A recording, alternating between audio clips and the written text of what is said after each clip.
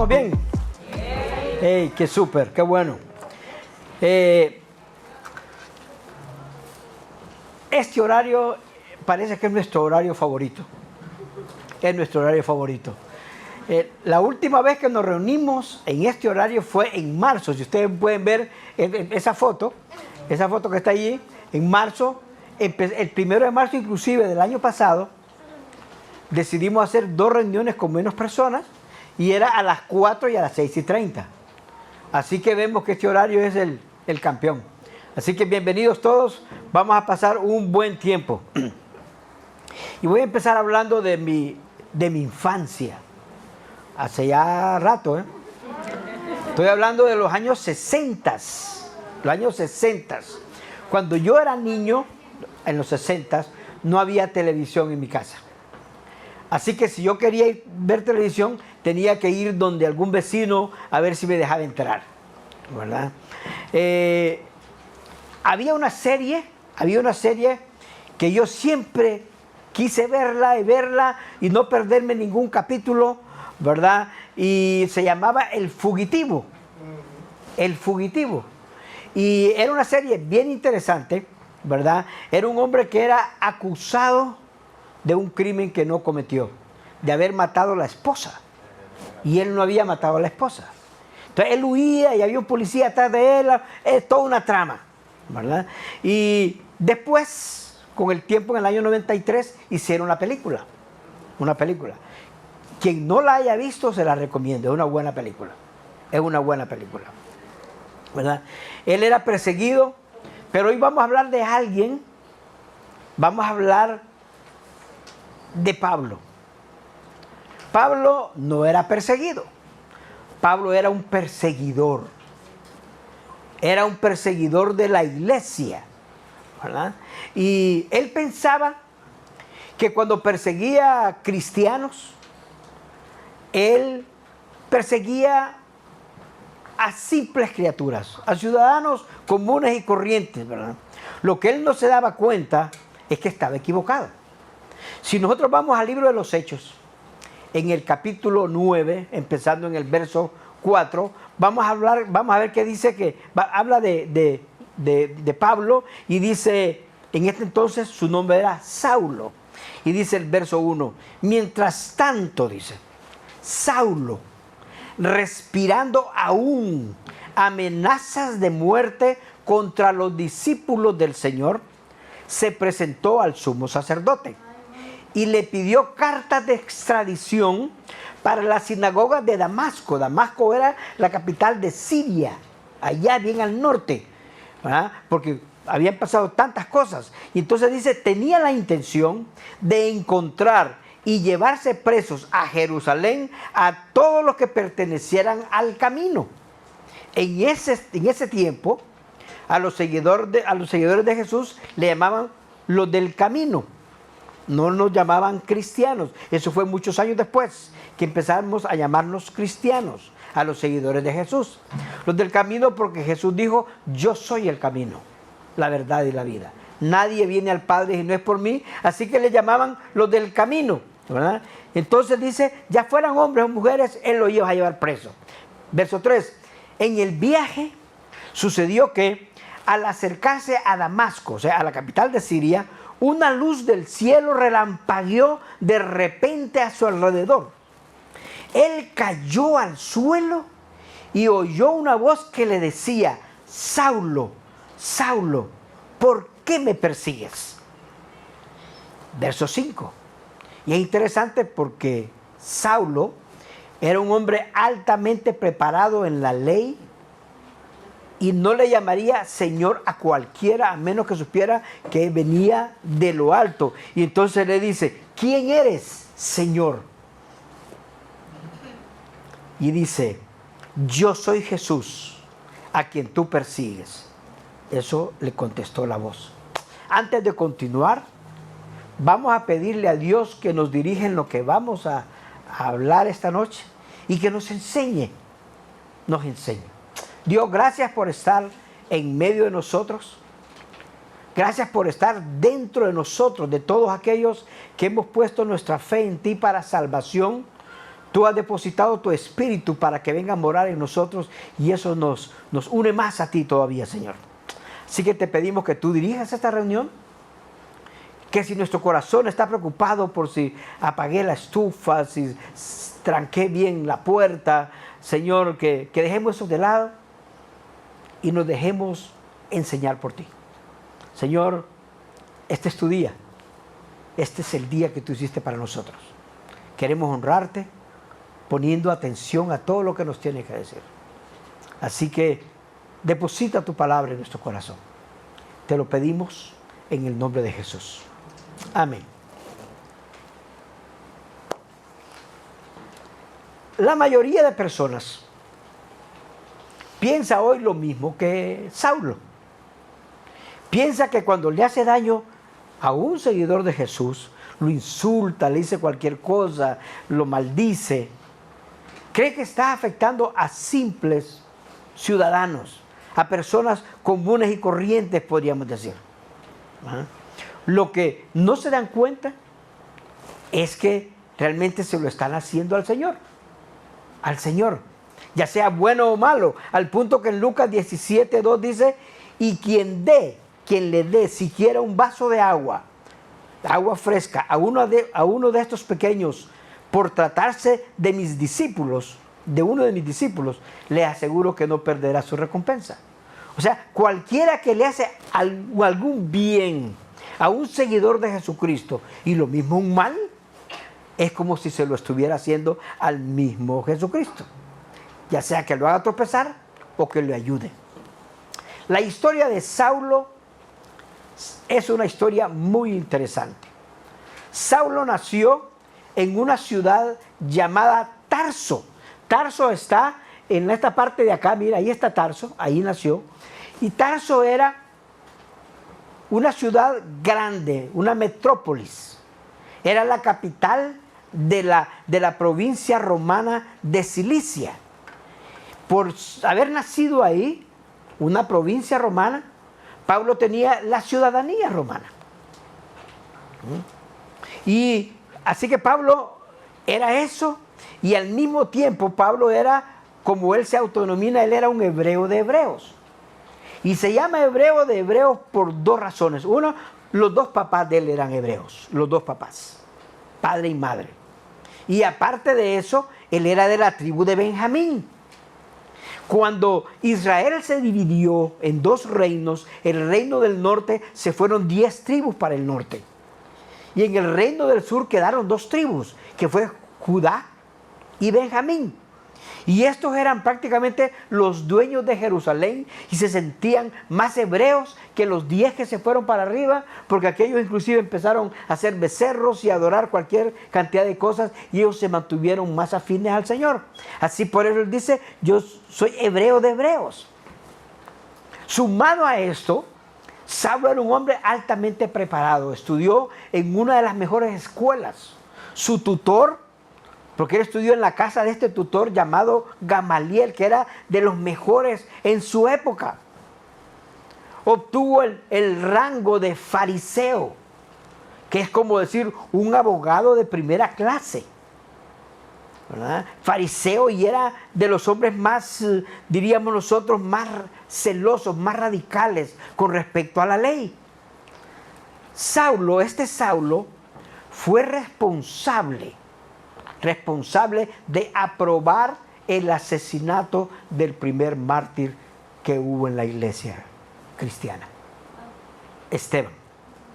En el libro de Hechos, en el capítulo 8, verso 1 dice, y Saulo estaba allí aprobando la muerte de Esteban.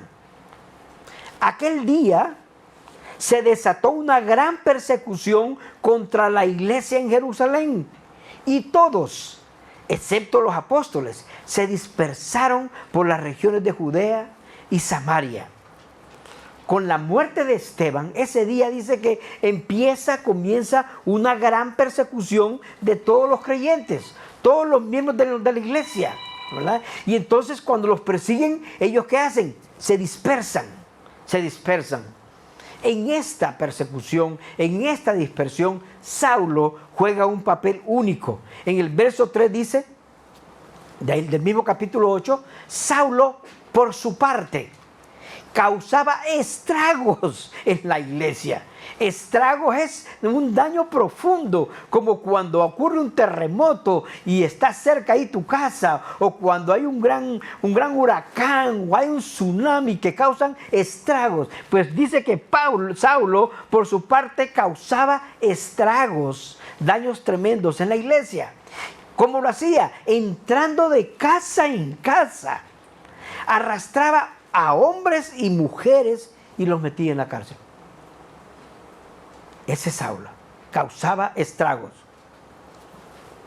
Como vimos en el verso 1, la iglesia hasta ese momento de la persecución, toda la iglesia está localizada en Jerusalén.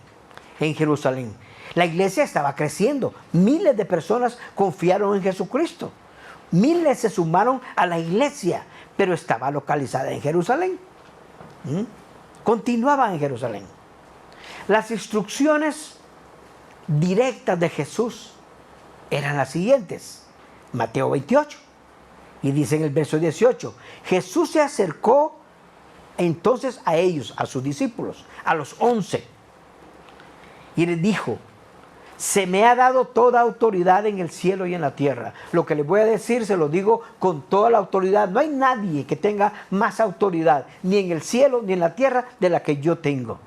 Y dice en el verso 19, por tanto, vayan y hagan discípulos de todas las naciones, bautizándolos en el nombre del Padre y del Hijo y del Espíritu Santo. Y no se queden con el bautismo, dice en el verso 20, enseñándoles a obedecer todo lo que les he mandado a ustedes. Esas eran las instrucciones claras.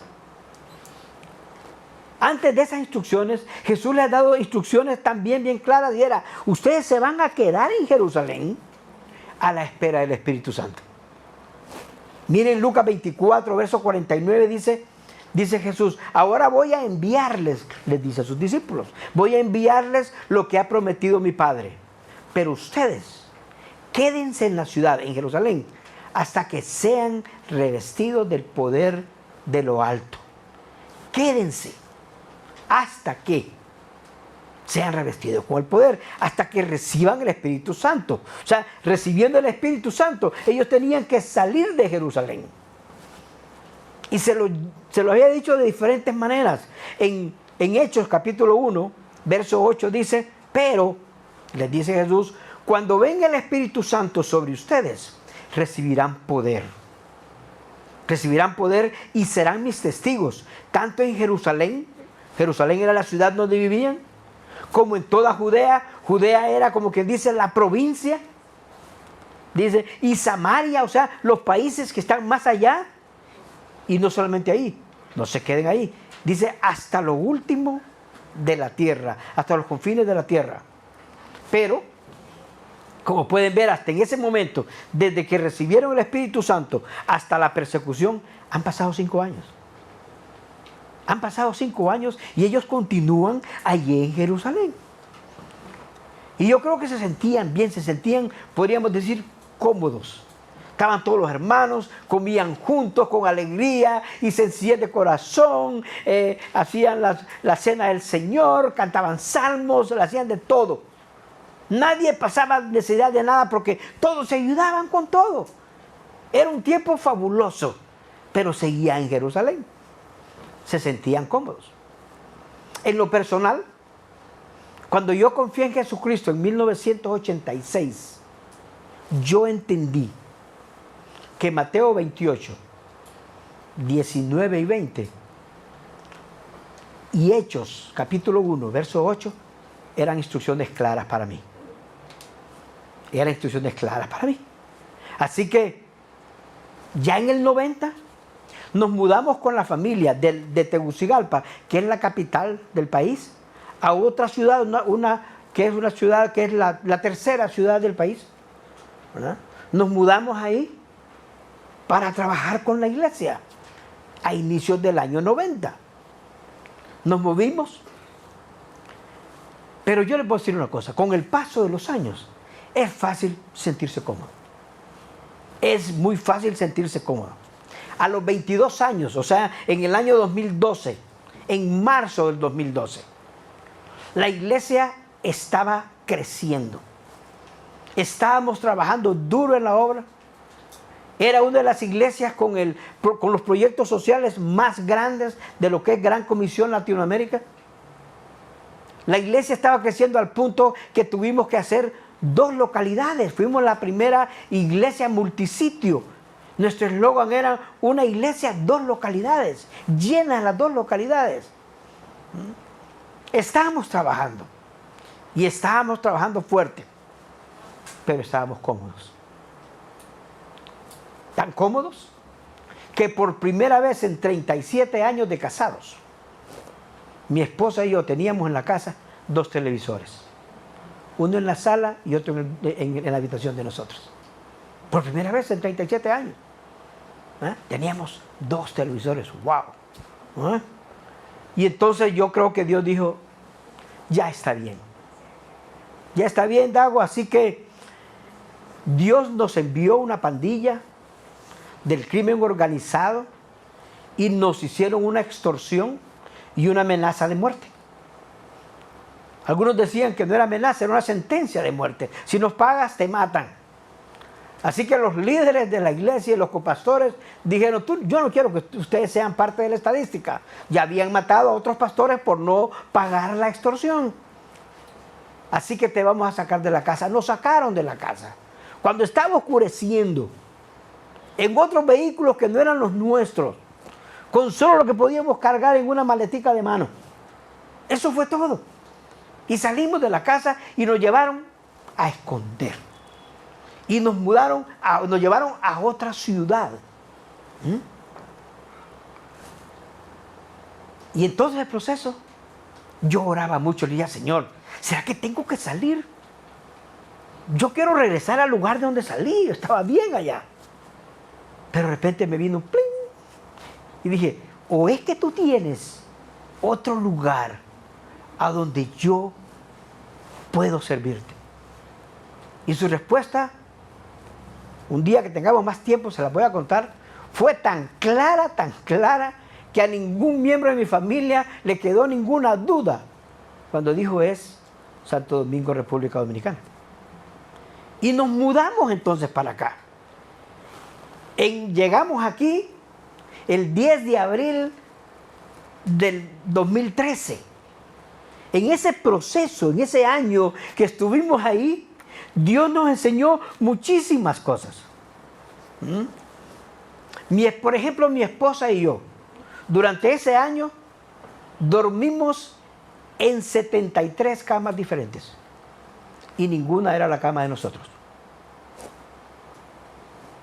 Ninguna de las toallas que usamos para bañarnos durante ese año, podría decir yo, era mi toalla. Todo era prestado. Aprendimos a vivir con lo mínimo durante ese año.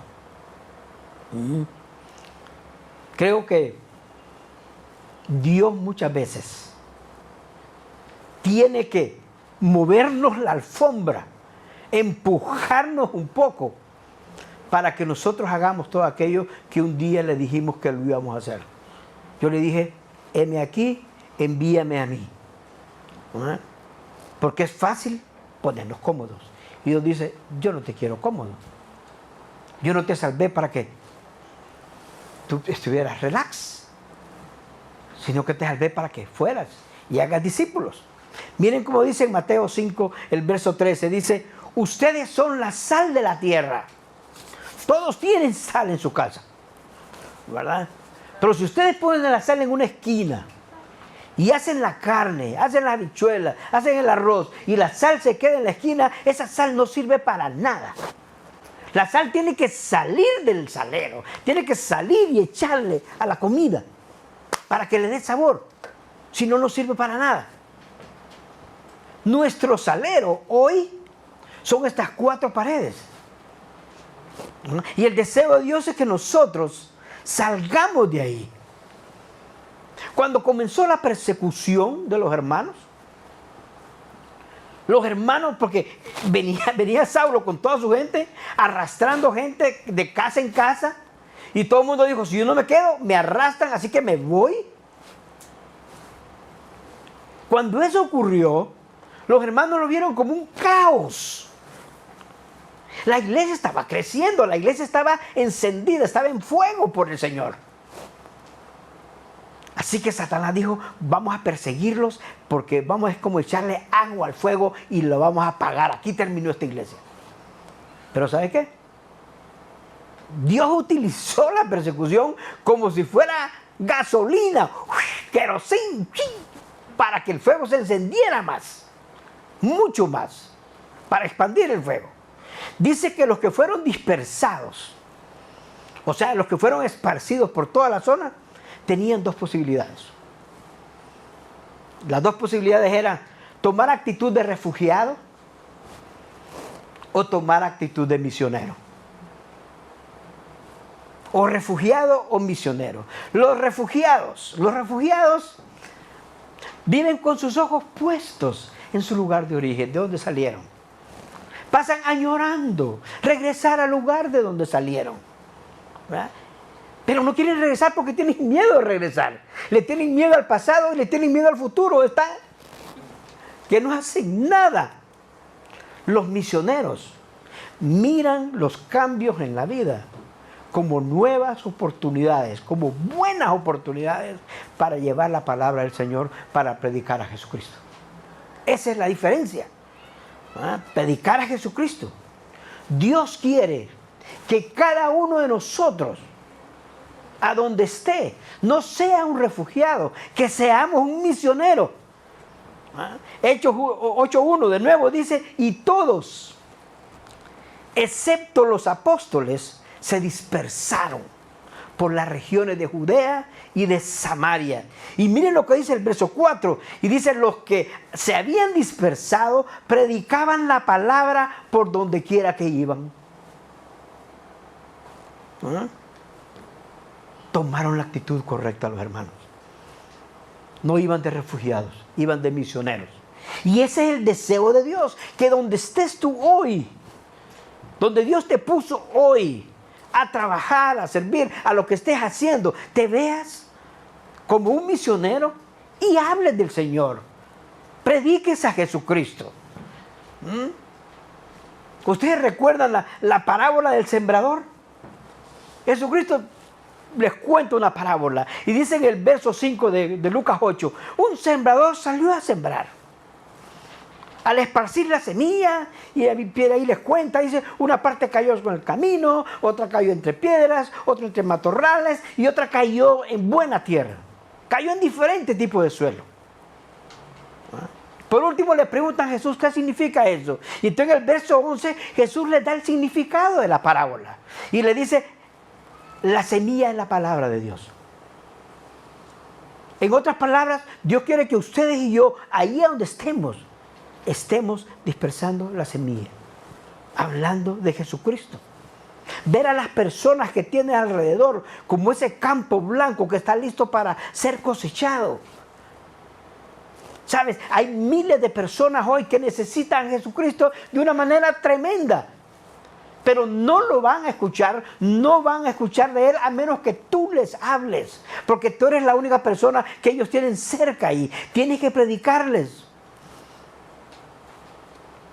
Posiblemente alguno o alguna de ustedes dirá, es que yo no tengo el don de evangelismo. Yo no soy evangelista. Mira, todos los hermanos que fueron esparcidos eran cristianos comunes y corrientes. No había nada de extraordinarios. Miles fueron dispersados por toda Samaria, por toda Judea. Dice que todos salieron excepto los apóstoles.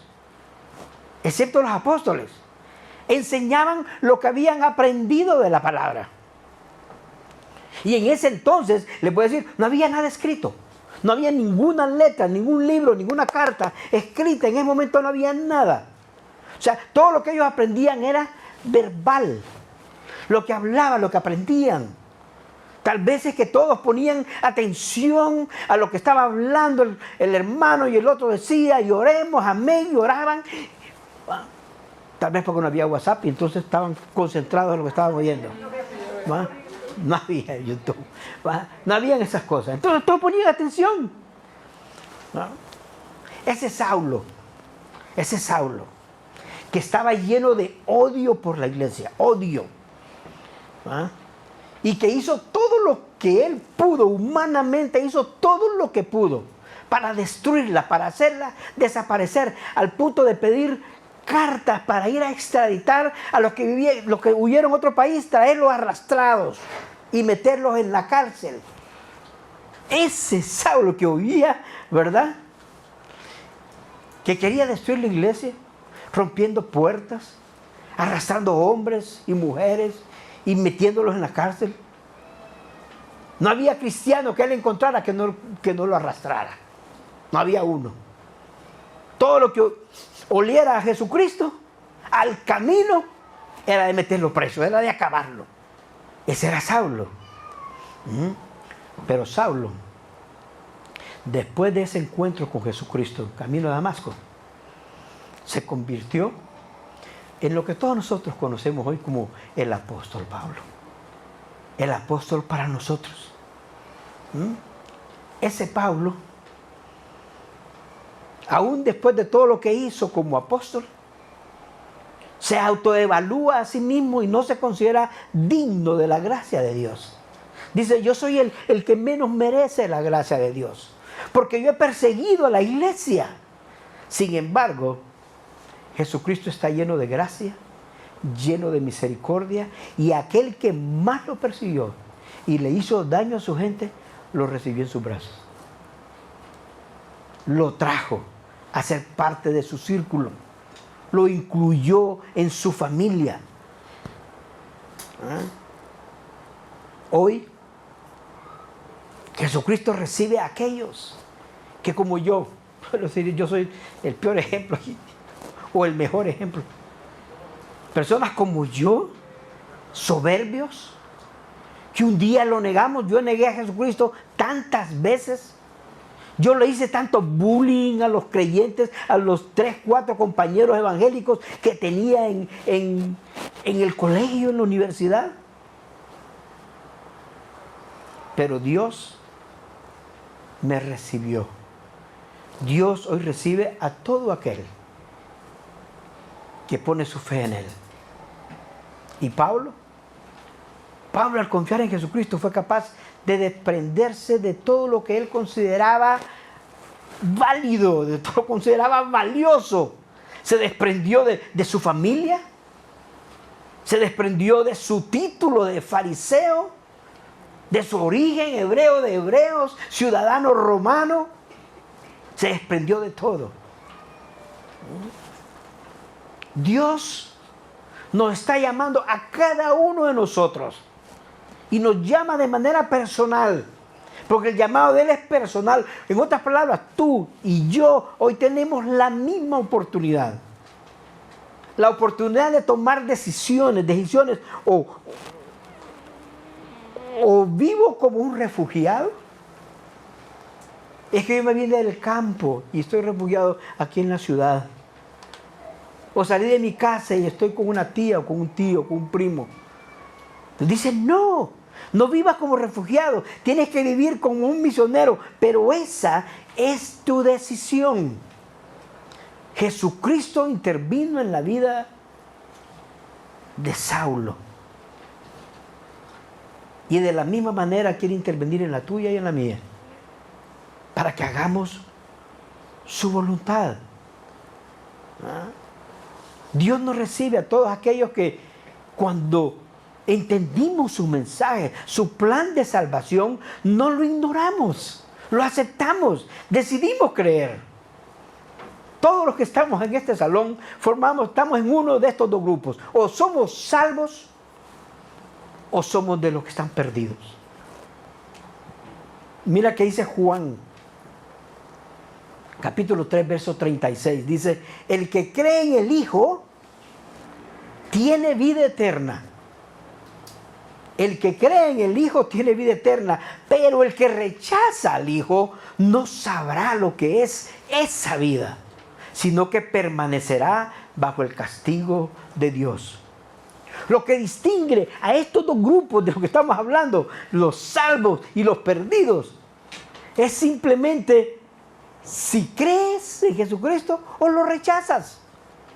Tú decides a cuál grupo quieres pertenecer. La decisión es personal. Jesucristo recibió a Saulo y lo convirtió en Pablo. Y lo usó durante el primer siglo y todavía hoy en el siglo XXI lo sigue usando. Y si Él usó a Saulo, el gran perseguidor de la iglesia, Él te puede usar a ti, ¿eh? Y me puede usar a mí. Puede hacer grandes cosas. Todavía hay muchas cosas por hacer. Tienes que salir de tu Jerusalén. Tu Jerusalén es el lugar donde vives. Pero está la provincia, está el país, está el mundo entero. Vayan y hagan discípulos. No se queden ahí. Ese es el deseo de Dios. Para ti y para mí. Oremos. Dios, wow, qué rico estar juntos en familia, Señor, leyendo tu palabra, queriendo entender cuál es tu voluntad para nosotros, cuál es tu deseo, Padre.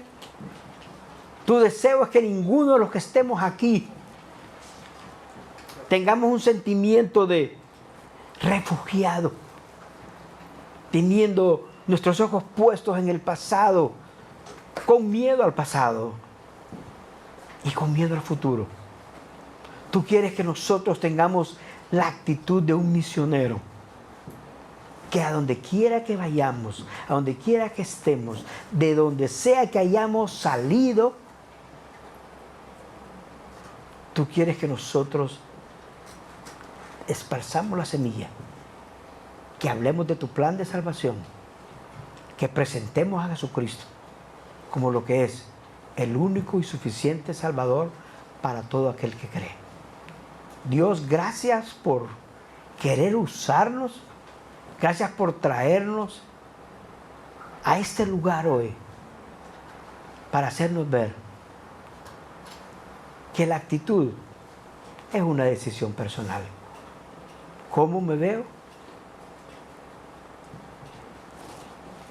¿Qué es lo que quiero hacer? ¿Refugiado o misionero?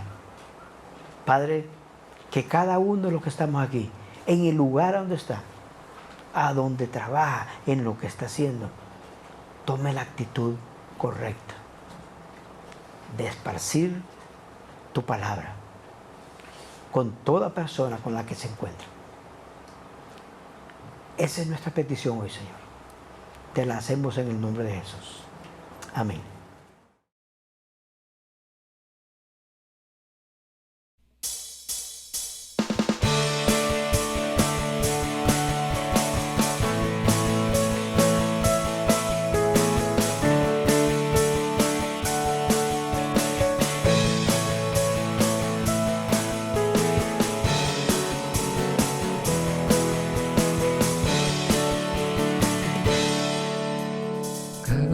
A tu nombre bendeciré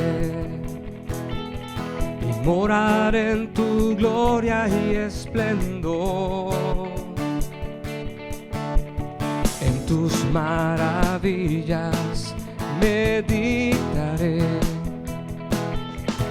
de tu gran poder proclamaré.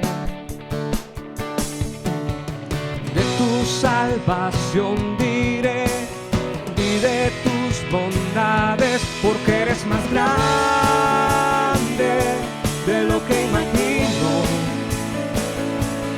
y más hermoso, Dios, de lo que he pensado. Oh, tú eres grande y digno de alabar. Las generaciones te cantarán,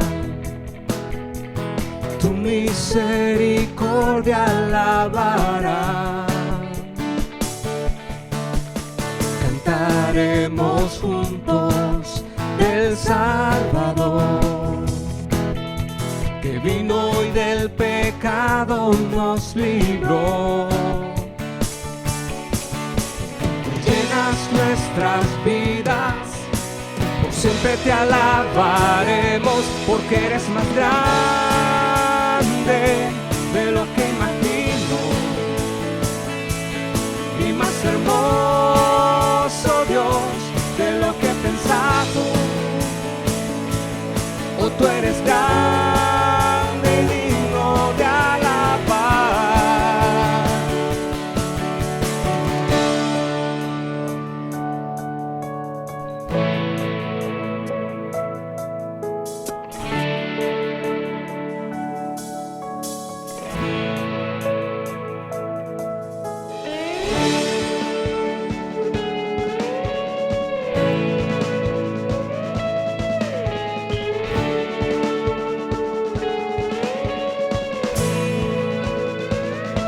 Porque eres más grande de lo que imagino y más hermoso, Dios, de lo que he pensado. Porque eres más grande de lo que imagino y más hermoso, Dios, de lo que he pensado. Oh, tú eres grande.